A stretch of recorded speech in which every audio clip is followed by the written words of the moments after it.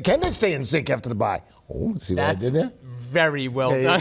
Come on. Look at you. Come on. I love it. Well deserved, right? Yeah. I mean, and I think, Steve, for this, you put in 13 straight weeks of grinding through, practice games. Like, it catches up to you. And I think what excites me for the Patriots, when you heard what Mike Vrabel said in Nick Cheese package, like, champions are never satisfied. Like, you got a chance here to play into January, February now. You get this break. Absolutely. You refill that tank. You go 4 regular season games, and you might be talking, 1, 2, 3 more games after that. So it's sort of like a pit stop, right? Refill the tank, and let's go. What you don't want to happen is for them to lose momentum. Yep. Right? Yep. It's happened before after buys. Yes. But this team, there's just something about this football team. Yep. They're so well coached. But you know what? When the calendar came out and you saw the bye at the end of the year, we're like, oh man, the bye is so late. We're the Patriots' last team to have a bye. That's right. And let's compare it to last year. Remember, they come out the same bye as last year. Yeah. And they're going to Arizona. They got nothing to play for. And it was sort of depressing here in New England. Yeah. Contrast that to where we are now, night and day. Steve. The possibilities are night and day. endless. All right. And that's because of a guy who can sling that football, folks. Monday night's win pushed Drake Maye to the top of the list in the race for the league MVP. Yeah, he's at the top, folks. Today he was named AFC Offensive Player of the Week.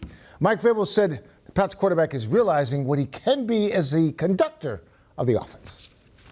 Just trying to be the face, trying to be the conductor. He calls it the conductor of the offense. Trying to be the face of the offense, trying to want the pressure. You want to the ball in my hands, and I've tried to show that all year and throughout my career. So that's what I kind of feel like, and know they feed off of me and feed off my energy and feed off of what I say to those guys and what I say mean something to them. So just when adversity hits, I got to respond, and then from there, I just got to be, the same guy, same guy every day. Don't try to change, and just be myself. That's what the guys like the most.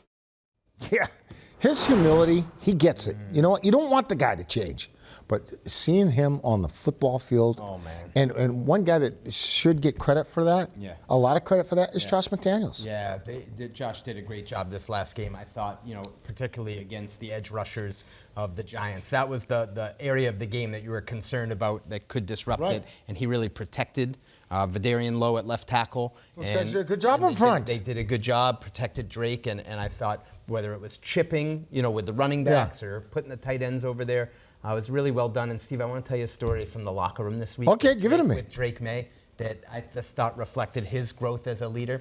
Christian Ellis, the linebacker, had a big crowd of reporters around him in the locker room, and it was toward the end of the interview, and all of a sudden you hear a voice, from the distance, and it was, hey, "Big play, Ellis! Don't hit me like that!" And you know who it was? It was Drake. It was Drake. It was Drake. And it's like, and it just tells me, Steve, like he's getting more comfortable having his voice be heard and being a presence in the locker room. And the quarterback, right? Key. Quarterback, that's the presence, right? And it's the other thing that really stands out is when you see the opposing team come in with their quarterbacks.